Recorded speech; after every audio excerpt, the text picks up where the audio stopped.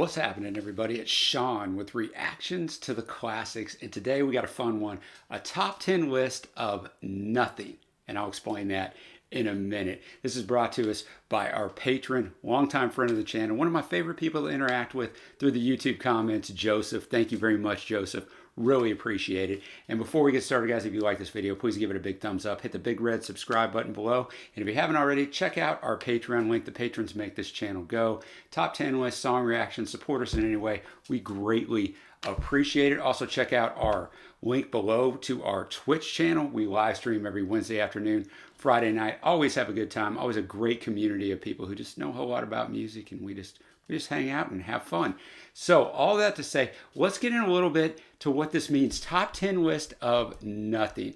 And Joseph says what I've actually come up with can be summed up in one word: nothing. Now don't worry, you haven't woken up in an episode of Seinfeld. It's simply a list of 10 great songs with the word nothing or nothing in the title. Don't worry, Money for Nothing does not make an appearance. Can't have you regressing to Dire Straits' Loather after all. And in parentheses, and besides, I hate that song too. Thank you, Joseph, for being on that train with me. Love Dire Straits. Can't stand that song. So this is going to be a fun one. We're going to start off. I only know a couple of these songs. We're going to start off with Del Amitri at number 10. Scottish rock band, by the way. Nothing Ever Happens, from the Waking Hours CD in 1989. And a little bit about Del Amitri. They were formed in Glasgow in 1980. Between 85 and 2002, they released 6 studio albums. Their 1995 single, Roll to Me, went 10 on the Billboard Hot 100 chart here in the States, and I guess that's where I know these guys. 5 Del Amitri albums have reached the top 10 in the UK. They've sold over 6 million albums worldwide. This song itself was released as a single between late 89 and early 90. It reached 11 in the UK. It was the band's biggest hit in the UK and was a top 10 hit in Ireland, peaking at number 4. And as always, I will have the lyrics up. I won't say anything until the song's over with. And I forgot to mention, the music will not be in this reaction on YouTube, but there'll be a link below if you want to follow along with me and listen to the songs. If you just want to know what I think, hang out right here because I'll be right back. Thanks again, Joseph. Nothing Ever Happens from Del Amitri. What a fantastic song to start this top 10 off with. It's very interesting, the dichotomy of it's very catchy, great melody, nice voice, gets you singing along with the chorus, but the lyrics are quite depressing. Post office clerks put up signs saying position closed, you know, and kind of run through. Bachelors phone up to their friends while the married ones turn on a chat show. And then the verse ends with, and they'll all be lonely tonight and lonely tomorrow, despite whatever situation they're in. Verse 2, gentlemen, time, please. You know we can't serve anymore. Now the traffic lights change to stop when there's nothing to go by. 5 o'clock, everything's dead, and every third car is a cab. And ignorant people sleep in their beds like the doped white mice in the college lab in the chorus. And nothing ever happens. Nothing happens at all. The needle returns to the start of the song, and we all sing along like before, and we'll all be lonely tonight and lonely tomorrow. It goes on to talk about the telephone's ringing, the Martians could land in the park, no one would care, and then just keeps repeating that chorus. And verse 4, and Bill Hoardings advertise products that nobody needs, while angry for Manchester writes to complain about all the repeats on TV, talking about the Americans snapping up the Van Goghs for the price of a hospital wing. Wow, you know, that piece of art, or you can help people. And then it just goes on in the very last, and nothing ever happens, nothing happens at all. They'll burn down the synagogues at 6 o'clock, and we'll all go along like before. And it ends with the line that it should end with the message of the song, and we'll all be lonely tonight and lonely tomorrow. So I think the message of the song is, look, a lot of this stuff, our life is just on repeat, right? It's monotony. And especially as I sit here at the end of 2020, we're not really surprised by anything, shocked by anything, or almost moved to action by anything anymore. We've become so desensitized, and they figured this out way back in 1989, and it's still so relevant at the end of 2020. And also just the fact that you can be alone and lonely, even if you got surrounded by people. So fantastic way to start this thing. Now we're going to go to someone who I know is near and dear to Joseph's heart. The lead singer of Marillion, Steve, in parentheses, H. Hogarth, Nothing to Declare from Ice Cream Genius in 1997. And Joseph did me a little write-up for this one. I've credited the artist's name here as it appears on Spotify, but my version of the album simply lists him as H, which is how we fans know him. This being a highlight from the longtime Marillion frontman's only real solo effort to date. We did a song reaction from Marillion, loved it. I know Joseph is a super fan, and a lot of comments we got on YouTube to that video. There are a lot of super fans out there, so Nothing to Declare from, we'll just say H at number 9. There you go, Nothing to Declare by Steve Hogarth, the lead singer of Marillion. Nice tune. First minute of it was just instrumental, letting it build, and then it starts out he's in the airport at Heathrow, the very last line of the first verse, through Nothing to Declare into Cars at Speedway. You know, you go into a foreign country, you have anything to declare? No, I don't. And I'm wondering how that plays into the song, but I find out because the next verse, he's watching the airplanes coming in, waiting for a miracle, wondering if I'll see you again. And then he gets to the crux of the situation. I understand how you had to leave. You said, back soon, and I must believe. My feelings haven't changed since that fateful day. You left me grounded, and you flew away over my house into the clouds to foreign lands in the sunshine. I watched the 747s climb over my house into the clouds. So poor Steve is standing out there checking it out. She told him, I got to go. I'll be back soon. That does not happen for him. He says, I wave bye 100,000 hearts a day come gliding down, but they don't explain an empty seat on a sold out flight a year ago on an empty flight. I watched you down, but you never came through. Nothing to declare, like a sign hanging on my name. And then he kind of just goes out with that. There's a couple instrumental things and just sonically that I liked about it. Very laid back, very slow build.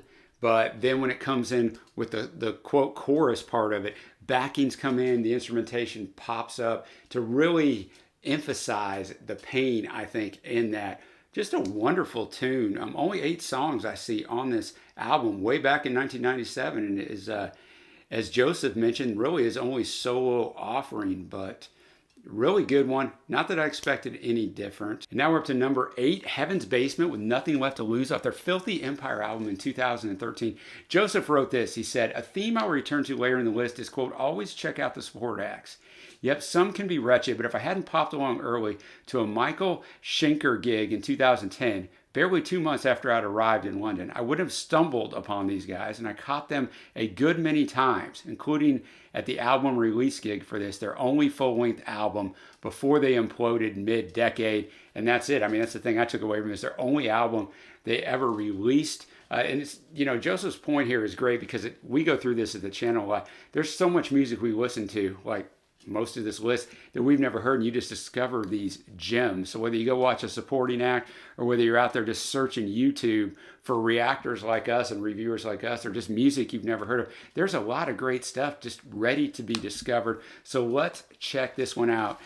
Heaven's Basement by Nothing Left to Lose. Nothing Left to Lose by Heaven's Basement. Wow. What a track. I will say this. I'm going to say it. It's from 2013. It reminds me of 80s hair band music, and many of you are cringing right now, and I'm probably going to lose my credibility as a reactor and a reviewer, but I love 80s hair band music, right? Because I grew up during that time, and the anthemic chorus here, the instrumentation. Shout out to the drummer. I don't know who it is because they don't have it listed here on Genius, the instrumentalist, but that was just a fantastic drumming guitar. It has everything that I love about music.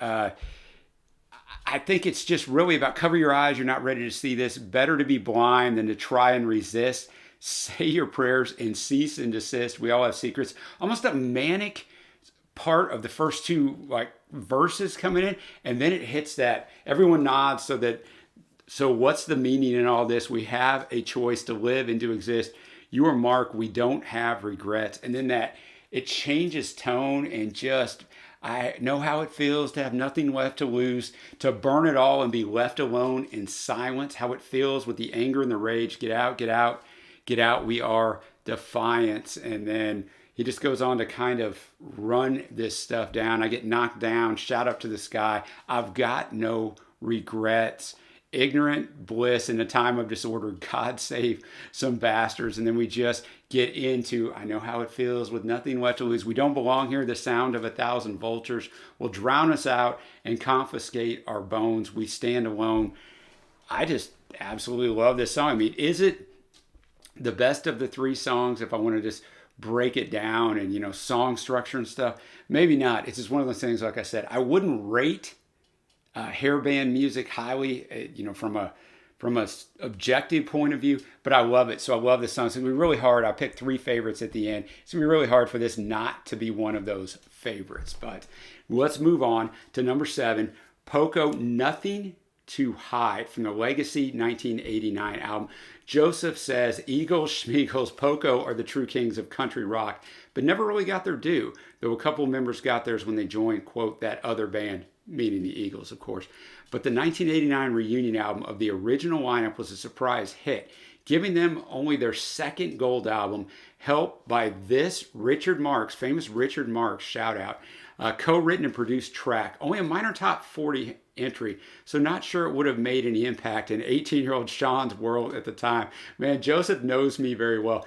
Poco sounds familiar to me, but I'm not sure. So he says, I'm going to cast my vote for no in the Does Sean Know This Song game. So we're going to find out if you're right or not. Joseph, let's get to Poco, Nothing to Hide. Well, there you have it, Nothing to Hide by Poco. As I said in the reaction, Joseph, you were right. 18-year-old Sean, this was not on his radar. Beautiful harmonies, just a nice love song. Boys and girls, learn this for your significant other. Basically starts out, he's alone. There's no danger when a heart is cold, but if I stay alone, mine will soon turn to stone. That loneliness will eventually get you. I know, girl, you're not the only one who's looking for someone to hold. And then the chorus, the look in your eyes ain't the same anymore. Something has changed deep inside. We both know it's right. What are we waiting for? There's no holding back. 'Cause with you, I've got nothing to hide. See, that significant other just wants that vulnerable state in you to come out and show. Sleeping on a bed of lies, been lonely too long. Now the hurt is all gone. You were waiting for me to come around. How could I be so blind not to see in your mind and your heart you've always been the one, believing in me all along? Beautiful choruses, beautiful sound, great instrumentation. Just a really, really solid track. Now, we're almost halfway through. We're at number 6. We are going to have a halfway through the top 10 song battle. Bachman Turner Overdrive versus Burton Cummings. You ain't seen nothing yet. So we're going to start out with the Bachman Turner Overdrive, BTO, off Not Fragile in 1974. Joseph said even 3-year-old Sean had to have known this song. Yes, I know this song, of course. I found a very good story about this song, so bear with me because it's going to take a minute. You know how sometimes I go on those research rants. Well, here you go.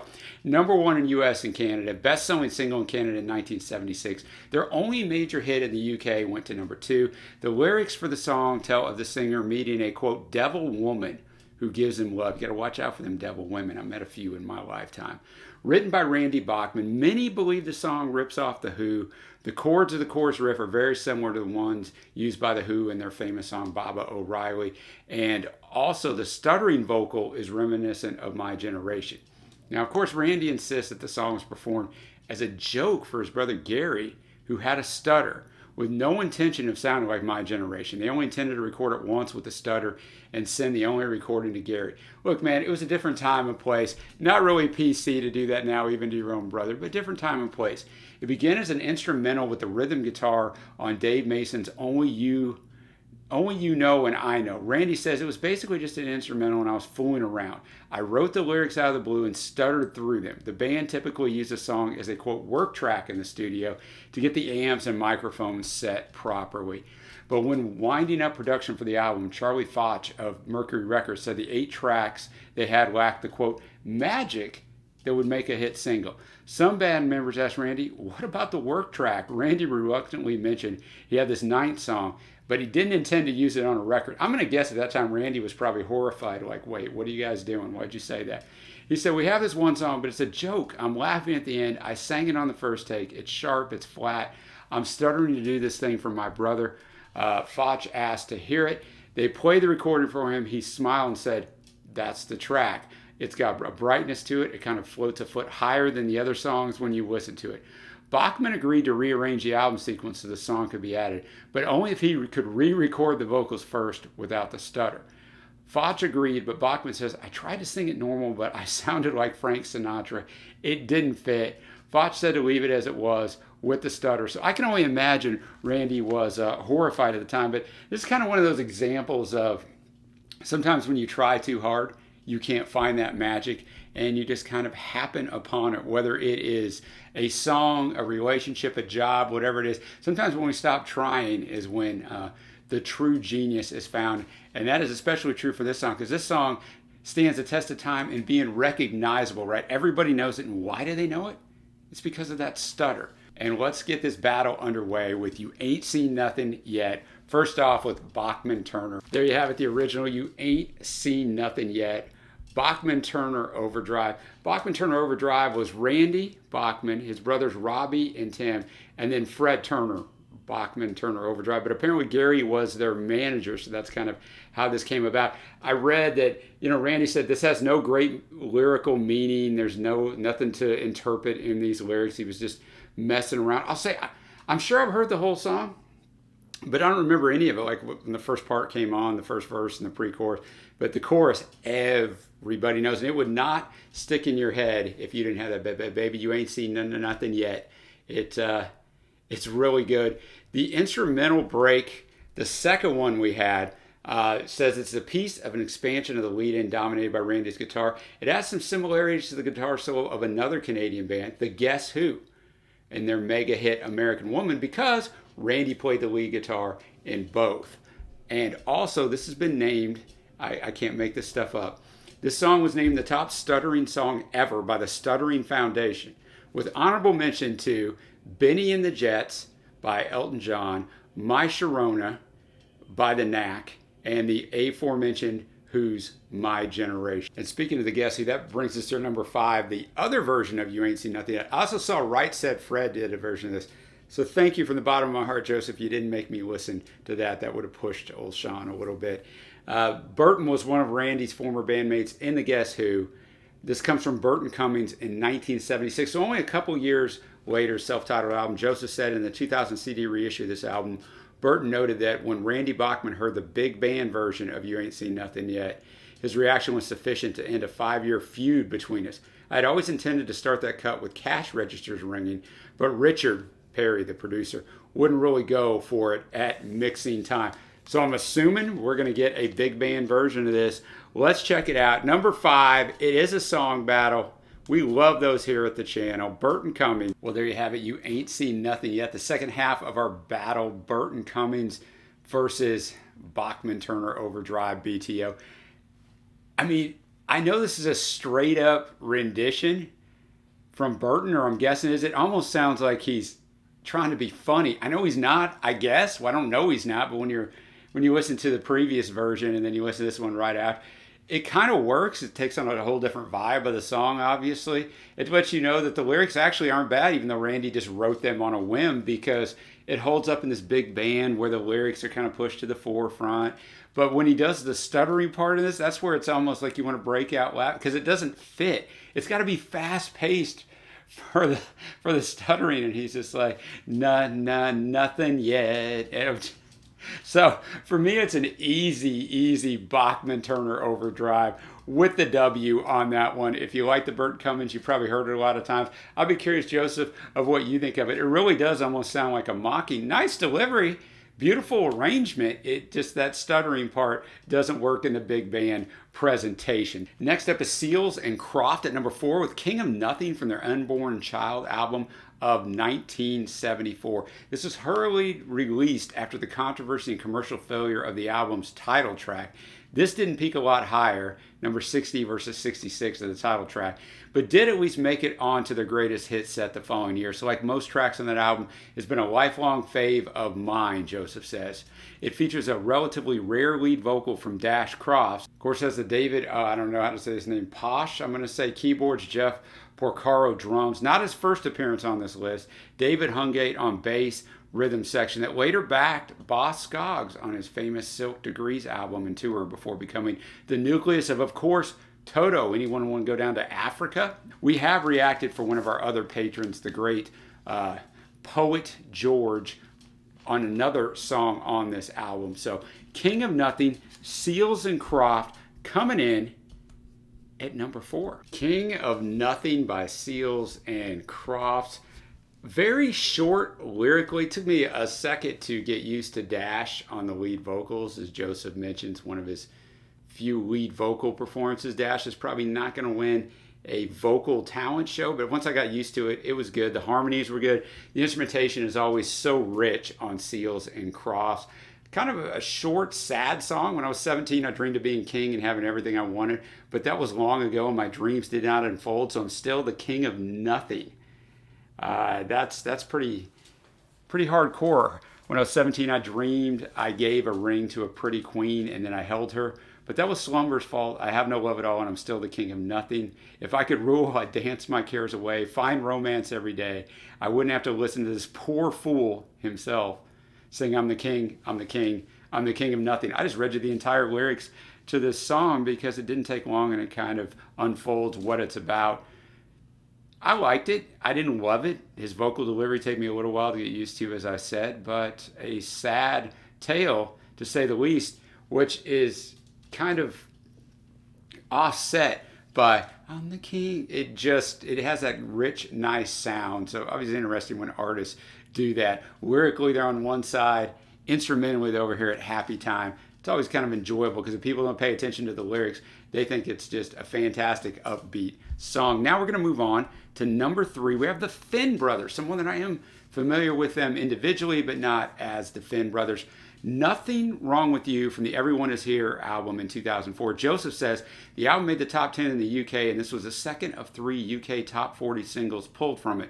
We Kiwis always like a bit of international success, even if nobody can really work out what Neil's doing in Fleetwood Mac these days. In parentheses, I always preferred Tim anyway. Saw them on the tour in Auckland, and it was the only gig I went to that year, a tally I've easily surpassed every year since, until old 2020 came along, ... I found that the Finn Brothers are a New Zealand musical duo consisting of brothers Neil and Tim Finn. The two brothers began making music together at a young age. Later, when Neil was 18, he was invited to join older brother Tim in Split Enz. Neil would go on to write one of the band's biggest hits, I Got You. Tim released his first solo album, Escapade, before leaving Split Enz, and the band folded soon after. Neil started his own group, Crowded House. We have an actual album reaction of Crowded House up on the channel, and subsequently recorded 2 solo albums after Crowded House split in '96. He reformed Crowded House in 2007. After working on a few songs with Neil, Tim joined Crowded House for the Woodface album and accompanying tour in 1991. As you would expect, or as you would hope with brothers, sometimes brothers don't get along. Their careers intersect at different paths. That's pretty cool. Never heard anything from them as the Finn Brothers. Number 3, Nothing Wrong With You. Nothing Wrong With You by the Finn Brothers, making my notes here on top of my notes. I always do that when I do a top 10 because you're going through all these songs, most of them you've never heard, to kind of jog the memory for the end whenever I want to give my final thoughts. So had a few thoughts on this one. Really nicely done. Starts out, basically just talking about somebody who's taken abuse. We don't really know why, but people have lost all heart, look for someone else to blame. Wow. This song came out in 2004 and 2020. That's times 10. You just keep on walking when they call you a dirty name. All the mud in this town, all the dirt in this world, none of it sticks on you. You shake it off because you're better than that and you don't need it. There's nothing wrong with you. Such a catchy chorus. Come in and harmonize. I really liked it. I think it has a great message. And they just kind of go on and just keep talking about the mud on the town. Shake it off. You can't let other people dictate your life. Whatever they think of you, it doesn't really matter. That's easy to say, hard to do. Most of us care what people think about us, even if we want to say we don't. It's hurtful when people say mean stuff, and they're just trying to give you a little bit of an anthem type song to go, it doesn't matter. Just carry on and do what you believe is right. So what a fantastic message. What a great sound from the Finn Brothers. That's going to bring us up to number 2. If you're following along at home, you're trying to think of famous nothing songs. I don't know if you've thought of this one. I've never heard of it, but All or Nothing by the Small Faces. Just don't know anything. I know who the Small Faces are, and then later The Faces. Just don't know much from them. It was a 1966 single, later included on From the Beginning album in 1967. Written by Steve Marriott and Ronnie Lane, released as the single. The single went to #1 in the UK. According to Kay Marriott, Steve's mother, Steve wrote it about a split with ex-fiancée Sue Oliver, though his first wife, and this often happens, Jenny Rylance, said he wrote it for her as a result of her split with Rod Stewart. Both statements are said to be correct. They can't both be correct. Following Steve's tragic death in a house fire in 1991, this song was played at his funeral. So that lets you know what he thought of it. Let's jump into The Small Faces. Short little track because it's from 1966. 2 minutes, 40 seconds, All or Nothing. All or Nothing, brought to us from Small Faces. Love the fact it's from 1966. It sounds every bit from 1966, just in the mixing of it. Really enjoyed it. Not a ton to it lyrically. I thought you listened to my reason, but now I see you don't hear a thing. Got to make you see how it's got to be. Yes, if it's all right. All or nothing, yeah, all or nothing. Things could work out just like I want them to. If I could have the other half of you, you know I would. Hi, yeah, if I only could, yes. And he just kind of goes on. I think this little pa, little run here of 2 lines that are in tune with the organ that's going. I thought that was a cool little thing that Steve did. And it just finishes out, all or nothing for me, we're not children, to keep on working out for me. So he wants all or nothing, right? It's got to be all or nothing. You want all of you or nothing. So a nice little tune to come in, nice little 60s throwback when music just sounded, in my opinion, sometimes a whole lot better. I don't want to be the old guy in the room. There's good stuff now, but and #1 may be some of that good stuff now. So we're there. Drum roll, fake drum roll, please. If you know what's #1, if you've guessed it, I'm highly impressed with you ahead of time, because it is the song "Joy of Nothing" live from Foy Vance. Don't know Foy Vance. Never heard of Foy Vance. But here is what Joseph has to say. It's from the Live at Bangor Abbey album in 2015, but Joseph says it's 2014 on Spotify, but it's wrong, so there. Sometimes Spotify gets it wrong. No offense, Spotify. Joseph says, here we return to the key lesson for today. Always check out the support acts. This time was at the Royal Albert Hall in 2013 with Foy opening for Bonnie Raitt and making me an instant fan. I will digress and say, Joseph, you've been to some cool shows, man. His second full-length album came out later that year, this being the title cut, but it, and his albums generally, doesn't capture how great he is live, and there's a lot of artists that had that issue. So I had to plump for the live version of this, and Live at the Bangor Abbey is the album anyone curious should listen to first. So there's your tip from Joseph for the day. A worthy #1, or, quote, nothing to write home about. You be the judge. The album I found was inspired by Vance's relocation to the Scottish Highlands. So here we go. Let's culminate this list. Foy Vance, Joy of Nothing. There you go. Joy of Nothing, the title track from Foy Vance's 2013 album. I think it's a really good track. I think it is not nothing. It's going to come up an honorable mention for me. It won't be one of my faves, but a really good song. You know the chorus, oh, he joy of nothing is a sweeter something. I will hold it in my heart. I will hold it in my heart. Not a lot lyrically to this song, even though it's over 6 minutes long. Not really sure. I guess he's just resting in, the joy of nothing. He doesn't have to have things to find joy, which is really the ultimate sort of goal in life.